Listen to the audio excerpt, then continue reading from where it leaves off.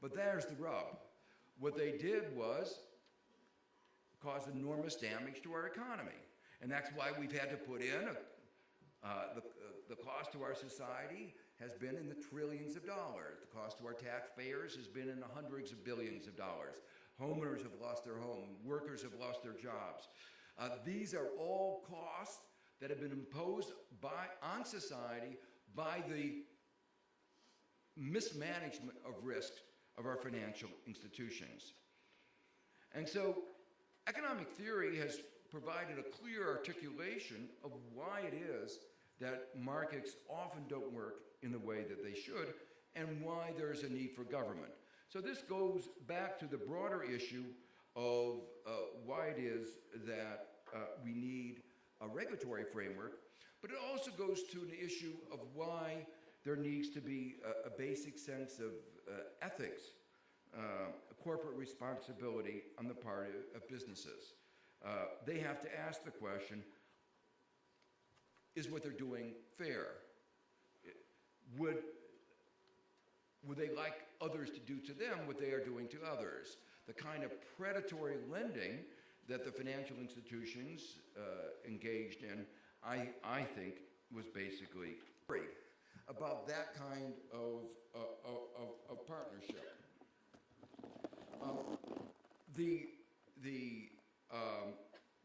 Let me go on because of the limited amount of time to talk about some of the global issues. There are four I want to highlight very quickly that seem to me where public-private partnerships or partnerships between North and South, between advanced countries and developing countries are critical. The first that has been repeatedly talked about this morning is global warming. The basic issue here is already been repeated a number of times, is that global warming is real. It's affecting particularly some of the island states. It's affecting countries like Bangladesh. About a third of the country will be underwater. From an economic point of view, economists express what is going on in very simple terms.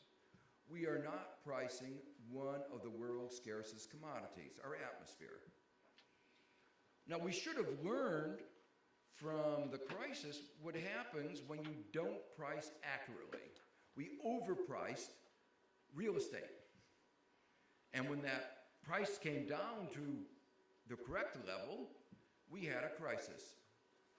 Well, in the context of natural resources, in the context of the air, we've made the opposite mistake. We've been pricing air at zero. In Europe, it's about $10 a ton, when most experts think that the right price should be around $80 a ton. There will be an adjustment. It will occur. But if we delay in the adjustment, when it occurs, the disturbance to the economic system will be all the greater. In my mind, the business community can play a very important role. Fortunately, relatively few in the business community are at this point expressing opposition, but I think it's much more important at this point for them to take a proactive stance. Some of the corporations have been very, very good at taking that proactive stance. Part of that proactive stance is to try to explain to the government leaders what they need is a assured price of what the cost of carbon is going forward. Because what the business community needs is certainty. They need to be able to plan. Many of the investments are long-term investments that take 30, 40-year lifetime for the investment. And therefore, it's very important that this be done quickly. One of the points that I began talking about the crisis, this is actually one of the ways of getting out of the crisis. That is, if we increase the price of carbon, it will provide more incentives for investment in this vital area, and that will rejuvenate the global economy. That brings me to the second. I'll be very quickly. I understand. You have to understand, I usually lecture 50 minutes, and that's the academic unit of time. I don't know why that is, but it is. And so when I get less than half of that, I feel constrained. So let me just, in sound bites, let me try to shorten. The G20 resolution to the global imbalances, where part of the world, like the United States, is spending beyond its means, and other parts are not spending as much as they produce, was to encourage more consumption on the part of those who in Asia. I think that's the wrong approach. The problem with the world today is not that it's consuming too little, it's that it's investing too little. We need huge investments for the problem of retrofitting the economy for global warming and for addressing the problem of development that have been talked about more. So the issue for the global community is, how do you take the recycle the savings that is occurring in parts of the world and get it to the global needs that we have in terms of retrofitting the world for global warming and promoting development. So that's the key issue, and a partnership is going to be critical here. The third I wanted to emphasize is partnerships for development. Many of the countries around the world, including in Africa, have really changed. The government has done its role: macro stability, better rule of law, lower corruption, and yet in many of these countries there has not yet been the flow of investment that was promised.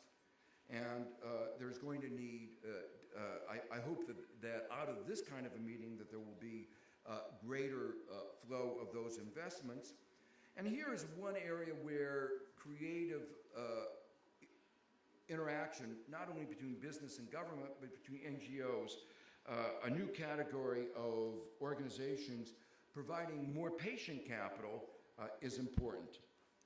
The fourth issue is global governance. If you have partnerships, the voice of all the partners has to be heard. The G20 is a big step forward from the G8, 12, but that still leaves 172 countries not at the table. There are 192 countries. And it seems to me very important that as we create global partnerships, it's important, the Commonwealth is an important institution because it has not 20 but 53 countries, but we have to think of ways of getting voices so we can go forward with these shared goals. So let me just conclude and saying that the crisis has brought out a new set of lessons in the design of partnerships between the public and private and the third sector, new issues in the relationship between the developed and developing countries, that I hope out of the lessons that emerge that we will not only be able to address the short-run problems of the world and promote faster recovery, that we will be able to forge better strategies, partnership strategies, for sustained, equitable, and democratic development. Thank you.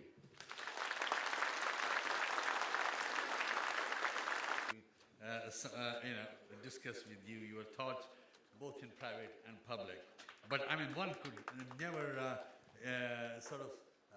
underestimate the American innovations to create crisis and then to find solutions. You did very well. But thank you. Ladies and gentlemen, could I